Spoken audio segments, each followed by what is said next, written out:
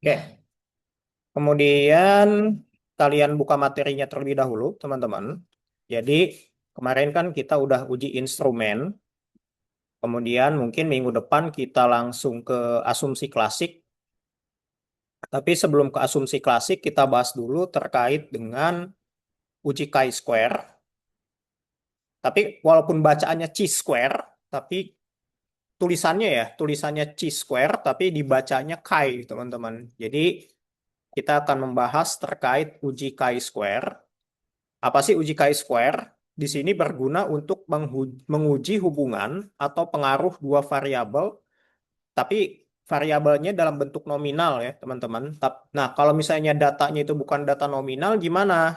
Nah, nanti kita harus ubah dulu data kategorikal ke data nominal. Misalnya datanya itu jenis kelamin. Nah, nanti kan di SPSS nggak bisa terbaca tuh. Nah, jenis kelamin itu kita ubah dulu menjadi data nominal. Misalnya satu itu adalah perempuan, dua itu adalah laki-laki misalnya. Nah, jadi uji chi-square ini menguji antara dua variabel nominal khususnya ya teman-teman, dan kita cari pengaruh atau hubungannya. Nah, kemudian di dalam chi-square test di sini kita akan menguji bagaimana data kualitatif. Sebenarnya kan di SPSS itu kita nggak bisa menguji data kualitatif, teman-teman. Maka dari itu kita harus mengubah data kualitatif tersebut menjadi data kuantitatif yang tadi saya sebutkan. Misalnya datanya jenis kelamin, tingkat pendidikan, pekerjaan, misalnya itu kan data kualitatif. Nah, nanti kita akan ubah terlebih dahulu menjadi data kuantitatif supaya bisa diolah di SPSS, ya. Nah, kemudian uji chi-square itu minimal ada apa namanya ya, dua variabel minimal. Kalau satu variabel gimana Pak? Ya nggak bisa gitu ya. Makanya bentuk tabelnya itu minimal 2 kali 2, yaitu ada judul kolom dan juga judul baris. Nggak bisa hanya ada judul kolom aja atau judul baris aja. Makanya di sini syarat minimal uji chi-square itu adalah tabelnya minimal 2 kali 2, yaitu ada minimal judul tabelnya dan ada satu minimal judul barisnya. Baru kita bisa uji chi-square. Nah, kemudian di sini kita akan bahas bagaimana cara perhitungannya, akan tetapi tidak secara manual. Nah, kalau manual pakai rumus seperti ini. X kuadrat sama dengan sigma dalam kurung O di sini ada observed atau data yang didapat dikurangi E atau expected-nya pangkat 2 dibagi dengan E. Nah, kita nggak akan bahas secara ini ya, apa namanya, teman-teman, secara manual. Nah, misal di sini ada contoh, peneliti ingin mengetahui apakah terdapat hubungan antara jenis kelamin dengan hobi. Misalnya, laki-laki suka olahraga ada 27 orang, perempuan yang suka olahraga ada 13. Laki-laki suka otomotif ada 35, perempuan yang suka otomotif ada 15, sampai dengan laki-laki suka komputer misalnya 25, perempuan yang suka komputer 25 misalnya. Nah, di sini kita akan membuat hipotesis. Kemarin kan kita sudah belajar bagaimana uji hipotesis. Jadi kan kalau di dalam hipotesis itu dugaannya bisa salah, bisa juga benar. Di sini kan kita ingin di dalam contoh soal mengetahui apakah ada hubungan antara jenis kelamin dengan hobi. Gitu. Apakah benar laki-laki itu ya pada dasarnya sukanya olahraga, perempuan pada dasarnya nggak suka olahraga, karena kalau kita lihat di sini laki-laki yang suka olahraga itu 27, perempuan yang suka olahraga itu 13, yaitu setengahnya gitu ya. Berarti kan bisa disimpulkan perempuan itu agak kurang suka dengan olahraga gitu ya. Tapi apakah betul kalau kita komparasikan dengan hobi-hobi yang lain ada pengaruh hubungan antara jenis kelamin dan hobi gitu ya. Misalnya kalau laki-laki itu cenderung suka olahraga, tapi misalnya perempuan itu cenderung senang di sini misalnya kalau yang paling banyak perempuan itu di sini sukanya adalah shopping misalnya. Apakah benar ada hubungan atau enggak? Nah, maka dari itu kita harus buat hipotesisnya terlebih dahulu, yaitu hipotesis alternatif dan hipotesis nol. Nah, misalnya kalau kita gunakan hipotesis nol, apa namanya? Misalnya, kalau berdasarkan hipotesis yang pertama atau hipotesis nol, tidak terdapat hubungan yang signifikan antara jenis kelamin dengan hobi, misalnya. Jadi nggak ada nih pengaruh yang signifikan antara jenis kelamin dengan hobi.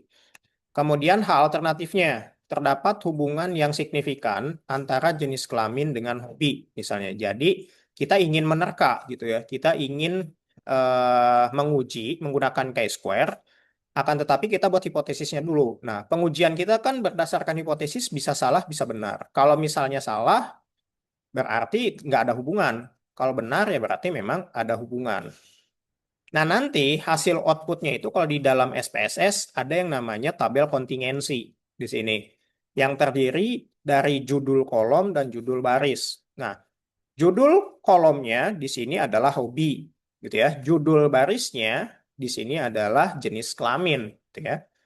Nah, misalnya hobinya olahraga, otomotif, shopping, komputer. Kalau laki-laki, kalau jenis kelamin terdiri dari laki-laki dan perempuan. Nah, di sini ada ini ya, apa namanya, datanya. Yang suka olahraga, laki-laki ada berapa orang, perempuan ada berapa orang, sampai dengan hobi komputer. Nah, di sini ditotalkan, gitu ya. Nah, kalau secara manual, kita menggunakan rumus tadi, gitu ya, seperti ini. Nah, akan tetapi kita nggak akan menggunakan ini ya, perhitungan secara manual, teman-teman. Makanya kita nggak akan terlalu bahas bagaimana perhitungan secara manualnya. Saya yakin sudah di ini ya, apa namanya, di mata kuliah statistik bisnis gitu ya. Oke. Nah, ini apa namanya? Contohnya misalnya dengan menggunakan SPSS, tapi kita nggak akan menggunakan contoh yang ada di dalam PowerPoint, teman-teman. Saya sudah buat contohnya sendiri yang ada di dalam Microsoft Excel dan nanti hasil outputnya seperti ini. Oke, kita langsung aja buka Excel-nya. Nah, di sini ada soal, teman-teman. Nah, misalnya contohnya kalian misalnya ingin membuat sebuah penelitian, ingin mengetahui apakah tingkat pendidikan investor, misalnya, tingkat pendidikan itu kan kalau saya di sini buat ada diploma, sarjana, magister sampai dengan doktor. Nah, ada nggak sih tingkat pendidikan yang dimiliki oleh investor, entah itu diploma sampai dengan doktor, ada hubungannya dengan jenis investasi yang dipilih. Nah, jenis investasinya di sini deposito, saham, obligasi, reksadana, sampai dengan properti. Nah, data yang diperoleh ini dari 60 responden. Nah, misalnya kita ingin tahu nih, apakah seorang investor kalau tingkat pendidikannya diploma tuh lebih seneng investasi itu bukan di properti, tapi lebih senangnya di saham, misalnya buat trading, gitu ya. Kalau misalnya dokter gitu ya, karena sudah tua, misalnya rata-rata usia dokter itu rata-rata investasinya itu ingin di di instrumen investasi yang bebas resiko, misalnya. Pengennya tuh lebih cenderung di obligasi, misalnya. Jadi dokter itu lebih memilih instrumen investasinya ke obligasi, misalnya. Nah, apakah betul atau enggak, gitu ya? Nah, di sini saya sudah buat data ininya ya, 60 respondennya sampai dengan 60. Dari responden pertama, pendidikannya diploma, investasinya deposito. Sampai dengan responden ke-60, tingkat pendidikannya doktor, kemudian jenis investasi yang dipilihnya adalah properti. Nah, kalau kita apa namanya, ini ya, eh, olah datanya masih data kualitatif seperti ini atau data kategorik, SPSS itu nggak akan bisa merunning, teman-teman. Maka dari itu, kita harus ubah terlebih dahulu data yang ada di dalam Excel ini ke dalam data numerik, gitu ya, seperti ini. Jadi supaya nanti kita bisa ini ya, apa namanya, analisis seperti yang ada di dalam contoh di sini yang prakteknya menggunakan SPSS. Nah, di sini kan ada kasus hubungan antara tipe sekolah dengan gender, gitu ya. Nah, bentar. Oh iya, nggak ada ya. Berarti kita langsung aja ke sini. Nah, kemudian di sini kita kopikan terlebih dahulu, teman-teman. Kita buka SPSS-nya. Kita buka SPSS-nya.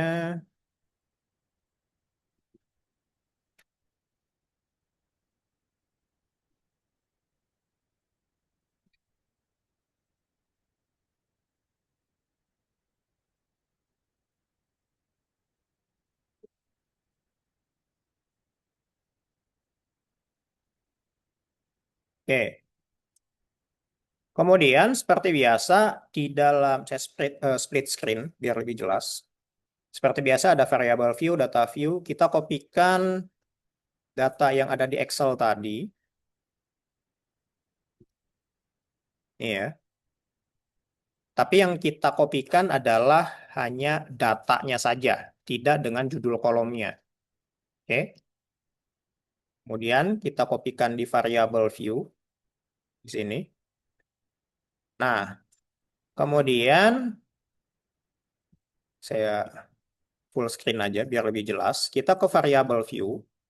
Di kolom name kita ubah misalnya dengan data apa tadi di kolom pertama, pendidikan. Kita ubah di sini jadi pendidikan. Kemudian di baris keduanya di var triple 02 kita ubah jadi investasi. Nah, kemudian pastikan karena datanya yang kita gunakan adalah data kategorikal, di type-nya itu pastikan string.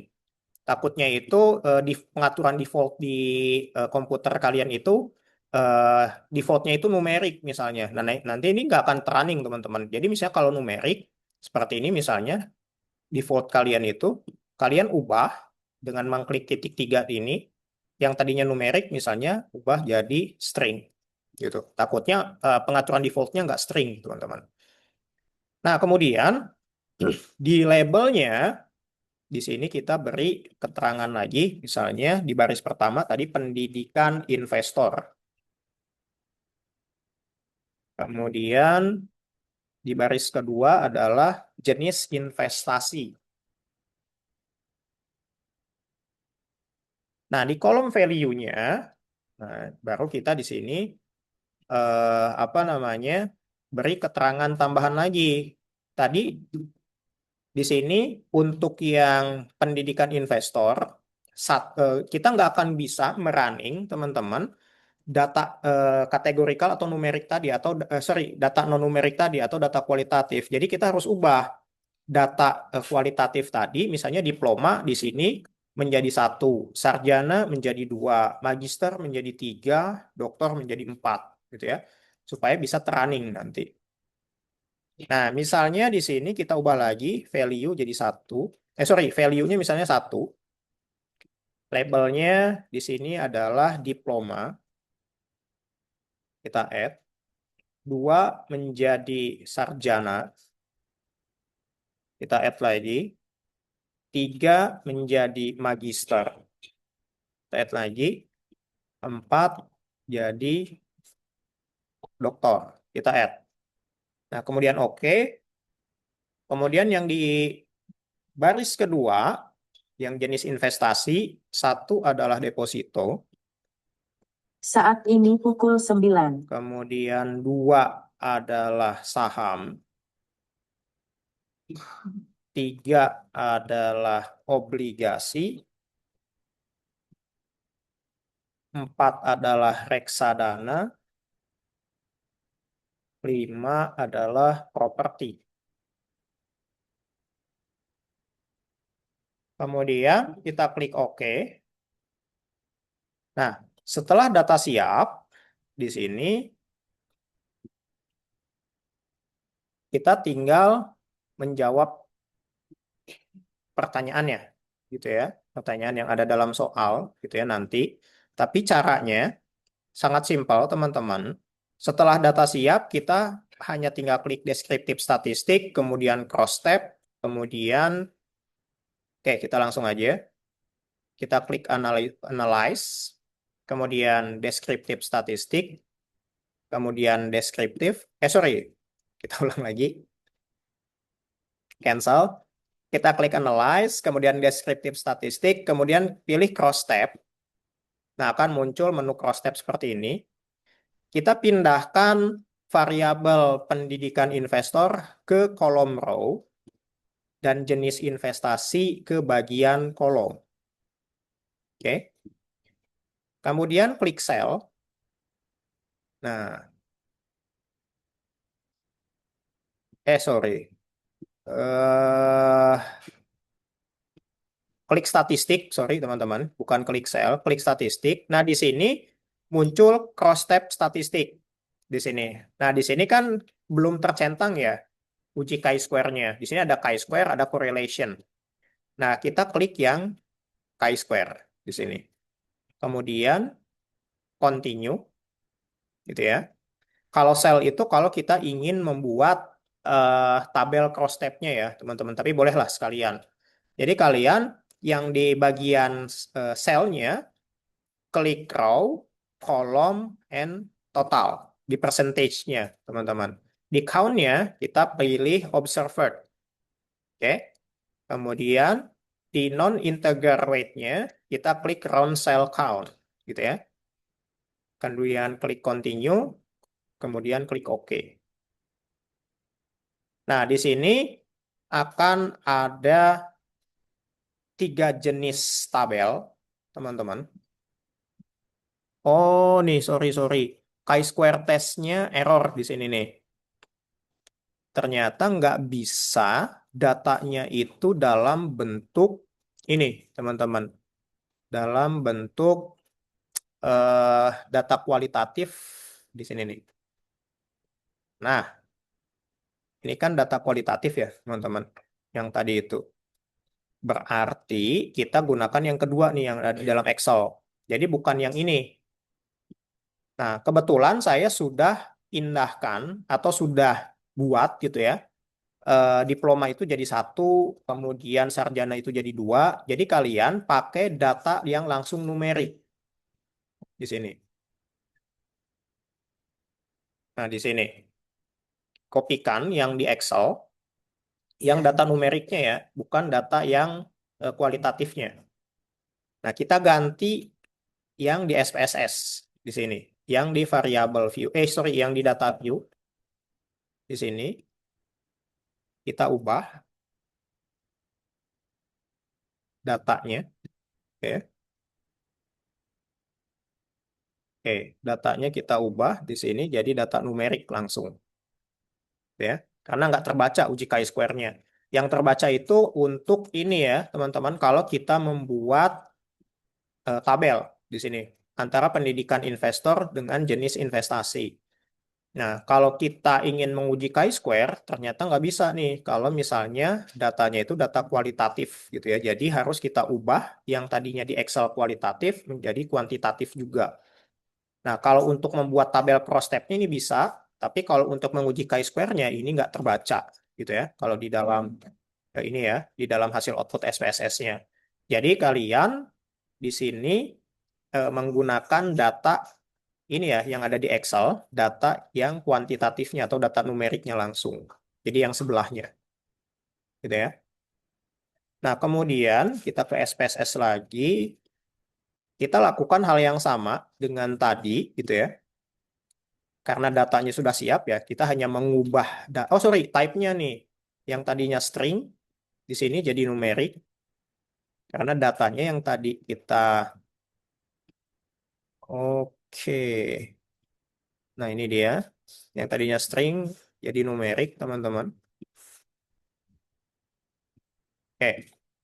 Nah, tadinya kan string. Nah, karena kita ubah jadi data numerik, kita ubah tadinya kan data kategorikal, makanya di sini untuk type-nya adalah numerik, sorry, scale.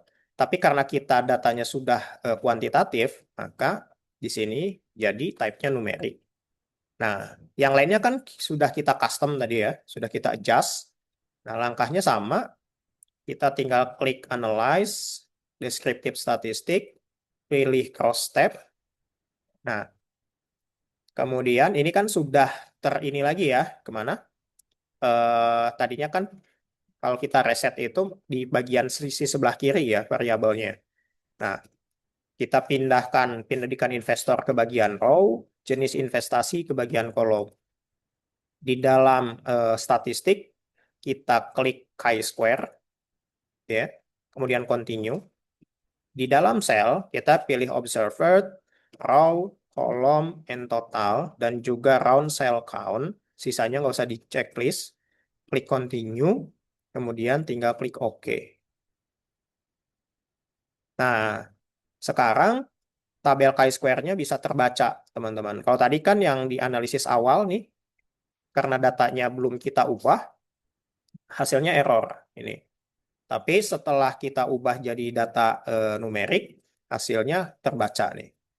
Nah, di sini ada 3 tabel. Ada tabel Cash Processing Summary. Ini hanya menunjukkan berapa jumlah data yang diolah di dalam uji chi-square. Di sini ada N-nya 60. Oh, berarti keseluruhan data tadi sudah terolah gitu ya 100%. Nah, ada tabel hubungan antara pendidikan investor dengan jenis investasi cross tabulation-nya aja gitu ya. Di sini hanya data tabel deskriptif gitu ya. Berapa sih jumlah diploma yang berinvestasi pada deposito, saham, obligasi dan seterusnya dan berapa juga persentasenya.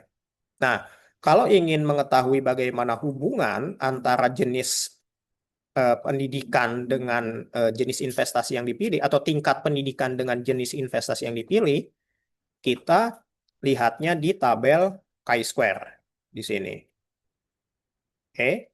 Nah, untuk memudahkan interpretasi, kalian kopikan semua ke Microsoft Word, teman-teman.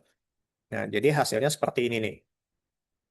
Nah, kalian tinggal interpretasikan saja sesuai dengan data yang ada di dalam tabel. Gitu ya. Hasilnya sama. Ini contohnya. Nah, untuk mengetahui apakah hasilnya itu terdapat hubungan atau enggak, kita harus melihat tabel chi-square, teman-teman. Oke. Nah, kalau kita lihat di sini, nilai signifikansinya kan kalau kita lihat di dalam ini ya, tabel chi-square, di sini kita lihat persen chi-square. Di sini ya, kita lihat asymptotic significant to site-nya di sini hasilnya 0,852 nih, yang baris pertama. Nah, di sini keputusannya adalah jika signifikansinya lebih kecil daripada 0,05, terdapat hubungan yang signifikan. Tapi kalau signifikansinya lebih besar daripada 0,05, tidak terdapat hubungan yang signifikan. Berarti di sini 0,852 ini kan lebih besar daripada 0,05. Maka hasilnya itu adalah H1 atau ditolak.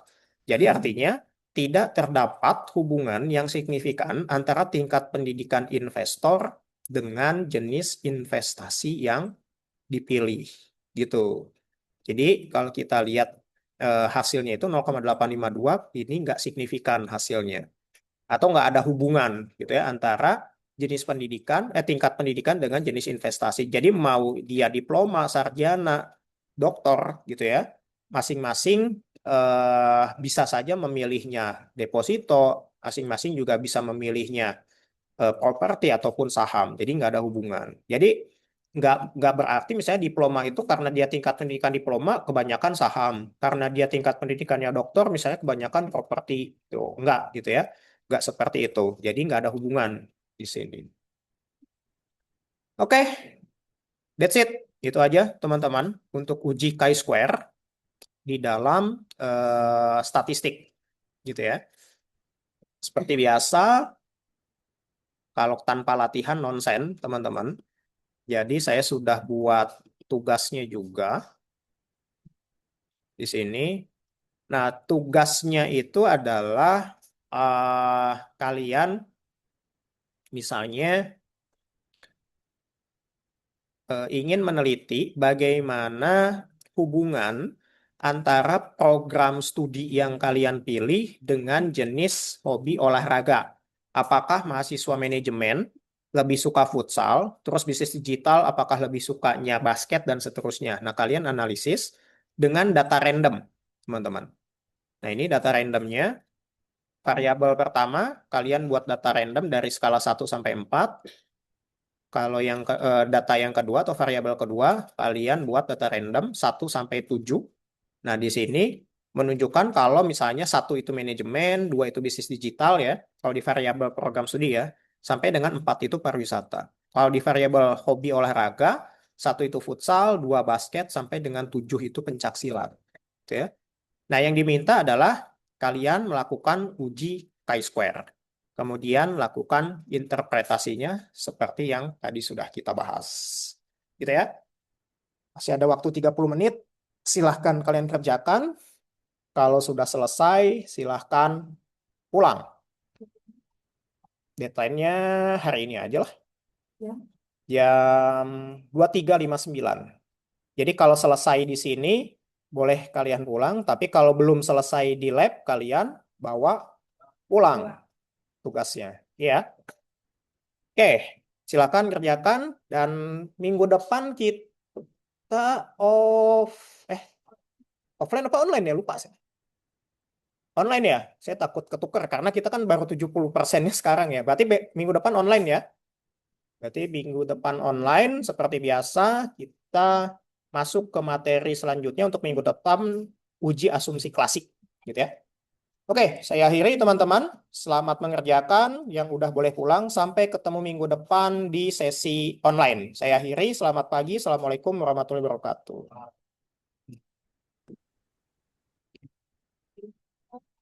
Hmm? Pas tes itu bapak ngirim saya katanya sehingga data dengan angkatan ini pada akhirnya tidak sama.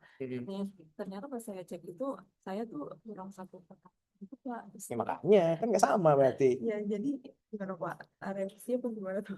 Nanti aja deh bahas nilai akhir. Nanti kan